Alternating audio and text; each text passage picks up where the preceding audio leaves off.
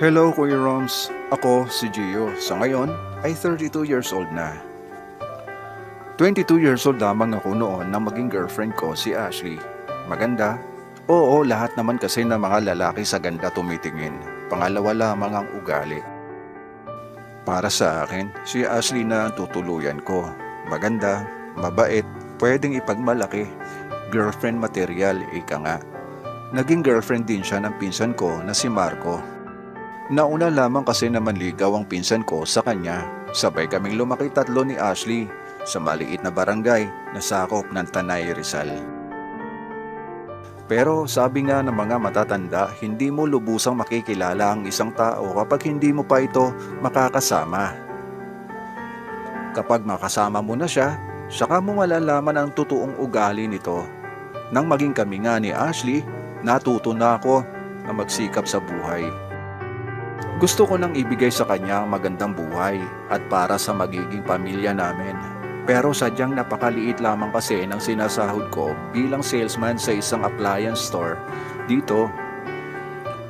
Minimum lamang kaya iniisip ko na kapag nagkatuluyan kaming dalawa, ayaw ko mahirapan siya at nag-aabot pa ako sa magulang ko kapag kinsenas at katapusan.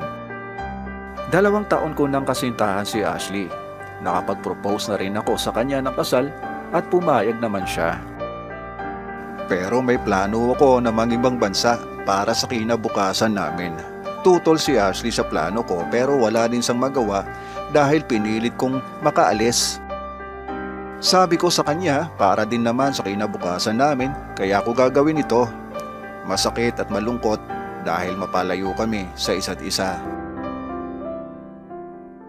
Sakay ng tricycle, umalis ako sa barangay namin papunta ng bayan. Nasasakay naman ako ng taxi papunta ng Maynila sa airport at tutungo ng Dubai. Sa isang malaking mall ang trabaho ko, Kuya Roms. Okay naman ang naging trabaho ko. Marami din mga Pinoy ang kasama ko, kaya sa una lang ako nahirapan. Tuloy naman ang komunikasyon namin ni Ashley. Lumipas ang ilang buwan, napapansin ko na halos wala akong maipong pera dahil nagpapadala pa ako sa magulang ko at malaki din ang cost of living dito sa Dubai. Madalas sakto lang din ang sweldo ko kaya naisipan ko na maghanap ng ibang pagkakakitaan. Dahil may background naman ako sa electronics, naisipan ko na maglinis ng mga aircon dito sa malapit sa tinitirahan ko at kung minsan, mag-repair din ako ng mga sirang gadget at appliances. Naging abala mga araw ko dito sa Dubai, Kuya Roms. At kahit papaano, may natitira na rin sa akin at nakakapag-save pa ako ng pera.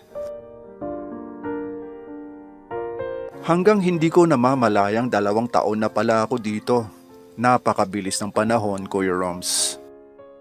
At panahon na ng uwi ko sa Pilipinas. Excited akong ibinalita kay Ashley na uuwi na nga ako.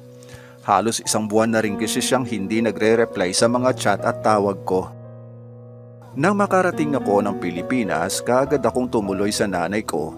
Masayang masaya ang aking ina na niyakap ako ng mahigpit.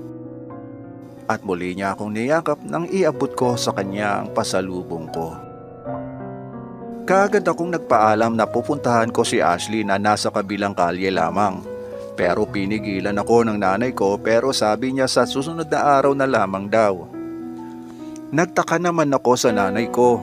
Dati kasi kapag alam niya na magkikita kami ni Ashley, okay naman sa kanya. Tinanong ko si nanay kung ano ang dahilan kung bakit ayaw niya ako papuntahin sa bahay ni na Ashley. Alangan pa siyang magsalita kaya kinulit ko siya dahil sa pakiramdam ko may itinatago siya sa akin na hindi ko dapat malaman. Hanggang sa pangungulit ko, nagsalita ang nanay ko. Buntis daw si Ashley at si Marco ang ama, ang pinsan ko, at nakatakda nga daw ang kasal nila bukas. Halos gumuho ang mundo ko nang marinig ko ang mga sinabi sa akin ng nanay ko. Para akong pinagbagsakan ng langit at lupa. 1 buong gabi akong hindi nakatulog. Wala akong ginawa kundi ang uminom ng alak. Sobrang sakit, Kuya Roms. Pero sinisi ko rin ang sarili ko. Sabi nga ng nanay ko, kung hindi talaga para sa akin, Wala akong magagawa kundi ang tanggapin ang totoo. Pinilit ko tinanggap ang nangyari. Pinilit ko pang dumalo sa kasal nilang dalawa ng pinsan ko na si Marco. Mas masakit pala kapag nakikita mo na ang babaeng pinakamamahal mo ay sa iba mapupunta sa kabila ng pagsisikap na mapaganda ang kinabukasan nyo. Lumayo ako sa lugar namin at lumipat ako sa may bayan. Pinilit ko na manirahan dito para na rin makapagtayo ako ng negosyo at upang makalimot sa mga masakit na pangyayari. Repair shop ang naisip kong itayo, Kuya Roms. Mga sirang appliances at naglilinis din ng mga aircons. May itaas ang pinili kong upahan para dito na rin ako magstay. Lumipas ang ilang mga buwan na bigla ko dahil may pamilyar na kliyente ang nagpunta sa shop ko. Magpapagawa ng sira niyang TV. Si Ashley. Hindi rin niya akalain na ako makikita niya. Hindi pa rin siya nagbabago. Maganda pa rin siya. At dahil wala naman akong masyadong gawa ng mga oras na yon, hinarap ko siya noong una bilang kliyente ko. Pero nakarinig ako ng mahinang boses niya habang seryoso ako sa pagtingin kung ano ang sira ng TV niya. Sorry, Gio. Ang mahinang boses niya. Napatingin ako sa kanya. Sorry saan? Kunwari kong sagot na walang alam na okay na ako. Humihingi siya ng tawad sa nagawa niyang pagpapakasal sa iba sa gitna ng may usapan na kami. Okay na yon, nangyari na at hindi na natin maibabalik ang dati. Wag mo na isipin yon, kasalanan ko rin. Sagot ko sa kanya. Wala kang kasalanan, Gio. Sagot naman niya. Sabi ko, nagkulang ako, kaya nagawa niyang magpakasal sa iba. Wag na nga natin pag-usapan yan, tapos na yon. Nakangiti ako. Napangiti na rin si Ashley na kanina hindi maipinta ang itsura na hindi mo malaman kung nahihiya ba o kung ano. LED lang ang sira ng TV mo, Ash. Kapag makabili ako ng pamalit mamaya, bukas o next day, pwede mo na kunin. Sabi ko matapos ko tignan ang TV niya. Sabi pa niya, hindi pa rin daw ako nagbabago, makulit pa rin at masayahin. Sabay nagpaalam na rin siya at uuwi na. Sabi pa niya, punta daw ako sa bahay nila minsan. Ngiti at tango lamang ang isinagot ko. Mukhang hindi pa ako handang patawarin si Marco sa mga ginawa niya sa akin. Kahit pa iniisip ko na siya ang unang minahal ni Ashley pero hiwalay na sila noon bago ko pa man ligawan si Ashley. Ilang buwan din ang lumipas bago ako umuwi sa bahay ng nanay ko. Tuwang-tuwa naman si nanay. Kaagad niya akong ipinagluto ng mga paborito kong mga gulay. Kinahapunan may mga bisitang dumating at nagulat ako dahil si Marco at Ashley ang dumating. Medyo hindi agad ako nakapagsalita dahil si nanay ang humarap sa kanila. Gio, ang pinsan mo at ang asawa niya, sabi sa akin ni nanay. Kaagad ko namang sinalubong ang dalawa. Kaagad akong kinamayan ni Marco. Kamusta ka na, pinsan? Kaagad nabati ni Marco sa akin. Naikwento daw sa kanya ni Ashley na nakita niya ako sa bayan. Habang nagmemeryenda kami ng ginataang bilo-bilo na gawa ni nanay, nagkabiruan na lamang kaming tatlo. Mukhang lumipas na sa akin ang sakit na dulot nila.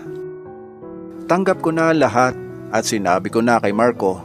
Kaya nang magpaalam nga sila na pauwi na, niyakap niya ako ng mahigpit at natuwa naman ang nanay ko sa nakikita niya. Kinabukasan bumalik na rin ako sa bayan sa aking shop. Marami na rin kasi ang mga nakapilang appliances na kailangan ko nang gawin. Nang mapansin ko ang isang TV, naalala ko kay Ashley nga pala ito at 2 araw nang hindi ko pa nagagawa. At nakabili na naman ako ng piyesang pamalit. Hapon na rin ako dumating. Hindi na muna ako nagbukas ng shop. Hindi na muna ako tumanggap ng kliyente. Para magawa ko na at matapos ang ipinapagawa ni Ashley. Nasa kalagitnaan na ako ng paggawa nang biglang dumating na nga siya. Sabi ko balikan na lang niya bukas dahil hindi ko pa matapos gawin. Okay lang naman daw. Sabi niya maghihintay na lamang daw siya. Sabi ko, sige, Malapit ko na rin naman matapos to. Natapos ko na nga at inaabot niya ang pambayad. Pero hindi ko ito tinanggap. Wag na Ash, okay na yon. Mura lang naman ang piyesang ipinalit ko dyan, sabi ko. Nagpumilit siya pero hindi ko pa rin tinanggap. Kiss na lang, biro ko.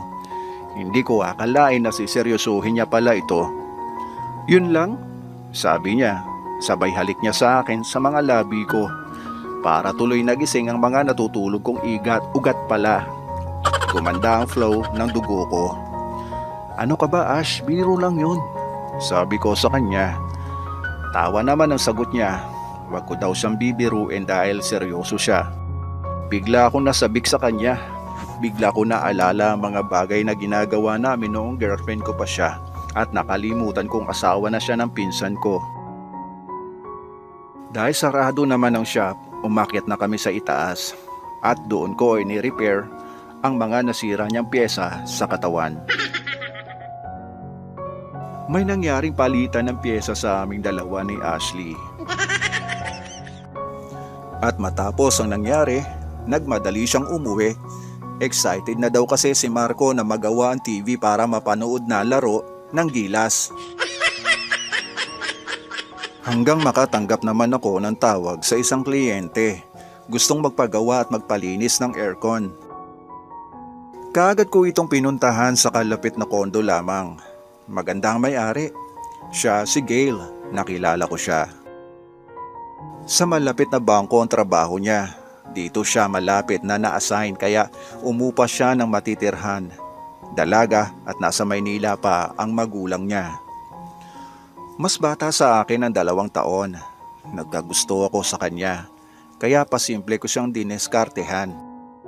Muli pang bumalik at nagkita pa kami ng palihim ni Ashley at madalas nagpaparepair siya sa akin. Makalipas ang ilang buwan naging girlfriend ko si Gail. Si Ashley hindi na siya nagparamdam sa akin. Wala akong balita sa kanya. Muli akong umuwi sa nanay ko at ipinakilala sa kanya si Gail. Masayang masaya ang nanay ko. Nang bigla namang dumating si Marco, nagkakwentuhan kami. Tinanong ko kung bakit hindi niya kasama si Ashley. Malungkot niya sinabi sa akin na 1 linggo na raw itong hindi umuuwi sa kanya. Sumama daw sa ibang lalaki. Nagulat at nalungkot ako sa mga sinabi ng pinsan ko. Matapos ang 2 taon, nagpakasal kami ni Gail. Masayang masaya kami, Kuya Roms. Naniniwala ako, Kuya Roms, na ang buhay ay para ding sugal. Mananalo ka, matatalo ka. Ang mahalaga, dapat marunong kang tumanggap ng pagkatalo.